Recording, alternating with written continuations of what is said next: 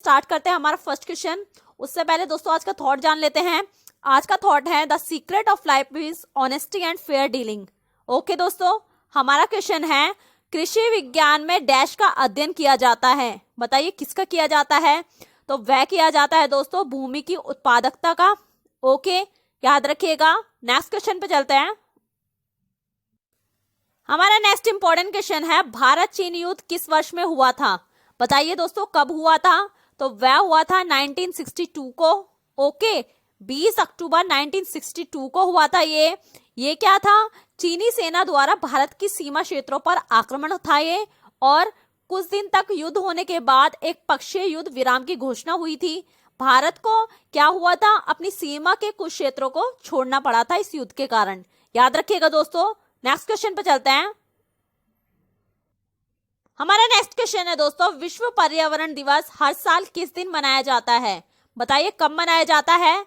तो वह मनाया जाता है 5 जून को।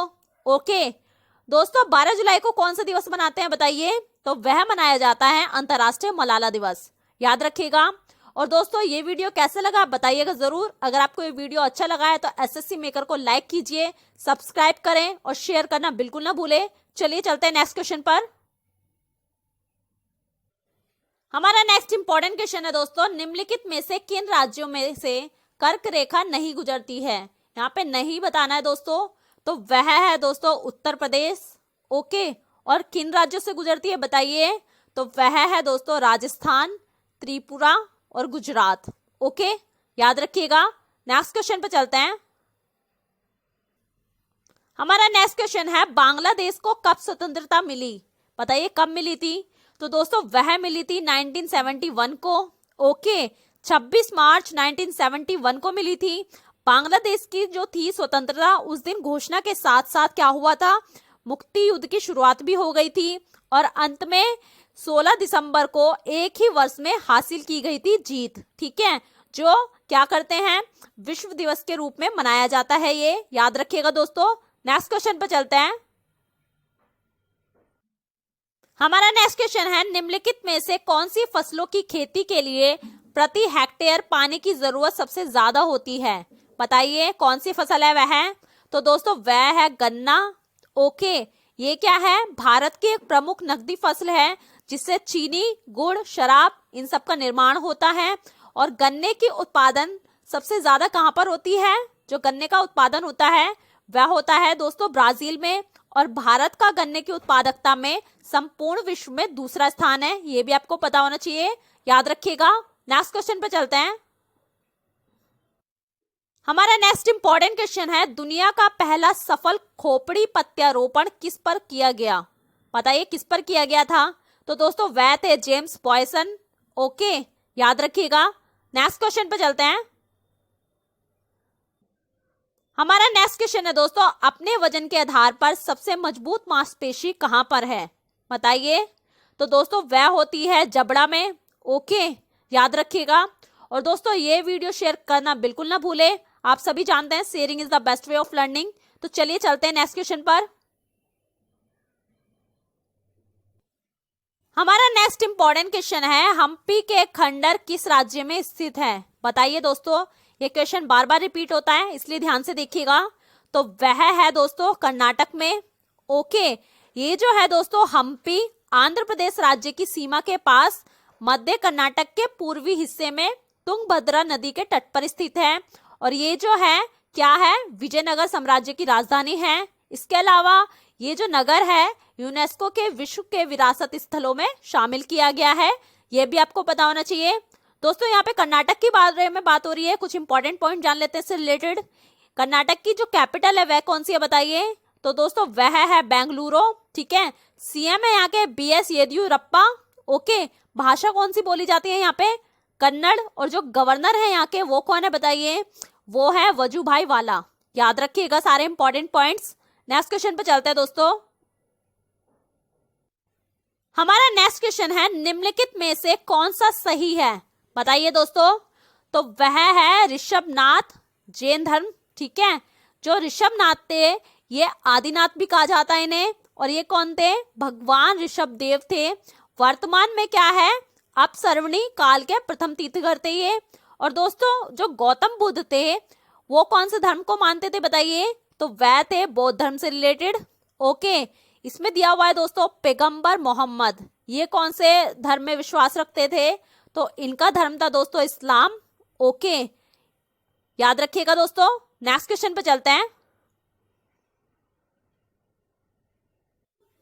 हमारा नेक्स्ट क्वेश्चन है ओजोन परत की रक्षा के लिए कौन सी संधि बनाई गई है? बताइए कौन सी संधि है वह?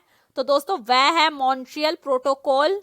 ओके, इस संधि को हस्ताक्षर के लिए 16 सितंबर 1987 को खोला गया था और यह 1 जनवरी 1989 में प्रभावी हुई थी। याद रखिएगा। नेक्स्ट क्वेश्चन पे चलते हैं। हमारा नेक्स्ट क्वेश्चन है दोस्तों गैस को तरल में बदलने की प्रक्रिया को क्या कहते हैं? बताइए क्या कहलाती है? तो वह है दोस्तों संघनन।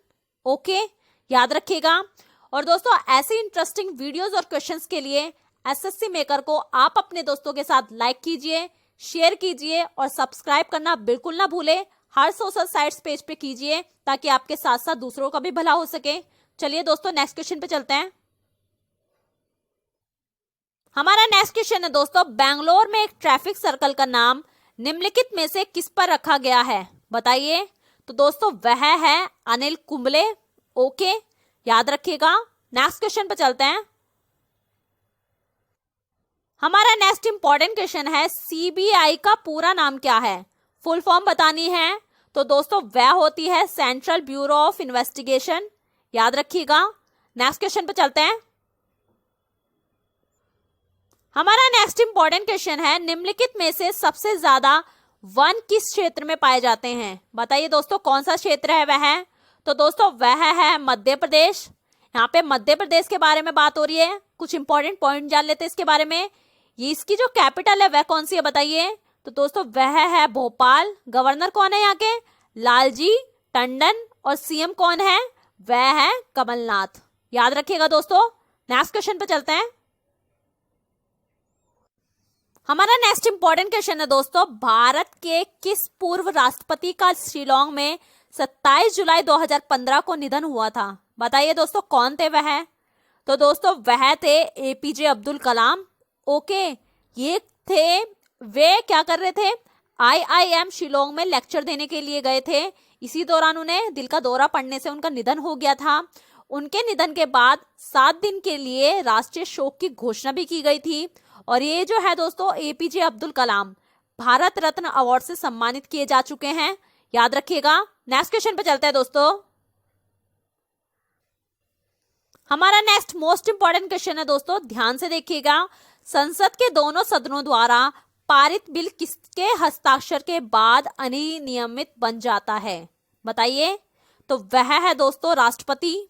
ओके, ये जो पूरा प्रोसेस होता है कैसे होता है? सबसे पहले संशोधन बिल को राज्यसभा या लोकसभा में पेश किया जाता है। इसके बाद इस पर पक्ष और विपक्ष में बिल पास होने के लिए एक तय संख्या होती है। ये संख्या मौजूद संख्या के आधार पर तय होती है। एक बार वोटिंग के बाद गिनती होती है। अगर मामला बराबरी पर रहता है तो आखिरी वोट सदन में मौजूद बिल को कानून में तब्दील करने के लिए दोनों सदनों में पास होना जरूरी होता है। और दोनों सदनों में पास होने के बाद इसे राष्ट्रपति के हस्ताक्षर के बाद बिल एक्ट में तब्दील हो जाता है। ये दोस्तों याद रखिएगा, पूरा प्रोसेस आपको पता होना चाहिए। नेक्स्ट क्वेश्चन पे चलते हैं दोस्तों। हमारा नेक्स्ट क्वेश्चन है भारत में लेखिका तस्लीमा नसरीन की शरण की अवधि बढ़ा दी गई है, वह किस भाषा में लिखती हैं? बताइए। तो वह लिखती है दोस्तों बंगाली भाषा में। याद रखिएगा। नेक्स्ट क्वेश्चन पे चलते हैं। हमारा नेक्स्ट मोस्ट इंपॉर्टेंट क्वेश्चन है उत्तर पूर्वी रेलवे का मुख्यालय कहाँ है? बताइए दोस्तों। तो वह है गोरखपुर में। ओके, और दोस्तों ये जो गोरखपुर है सबसे लंबा रेलवे प्लेटफॉर्म भी है। इसकी लेंथ कितनी है बताइए? 1366.33 मीटर। ठीक है, और फुट में कितनी है? 4483 फुट। याद रखिएगा दोस्तों। नेक्स्ट क्वेश्चन पर चलते हैं। हमारा नेक्स्ट मोस्ट इंपॉर्टेंट क्वेश्चन है दोस्तों भारत में पहली ट्रेन डैश के बीच चली थी? बताइए। तो वह थी दोस्तों बंबई और ठाणे के बीच में। ओके, भारत में रेलवे का विकास लॉर्ड डलहौजी, जिनका कार्यकाल था 1848 से लेकर 1856 तक, इनके कार्यकाल में हुआ था। और भारत में पहली ट्रेन 16 अप्रैल 1853 को बंबई से ठाणे 34 किलोमीटर के बीच चलाई गई थी।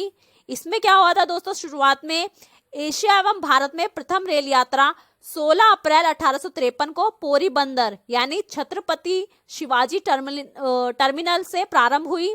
और रेलगाड़ी को ब्रिटेन से मंगवाए 3 भाप इंजन कौन कौन से थे, सुल्तान, सिंधु तथा साहेब, ये सब खींच रहे थे।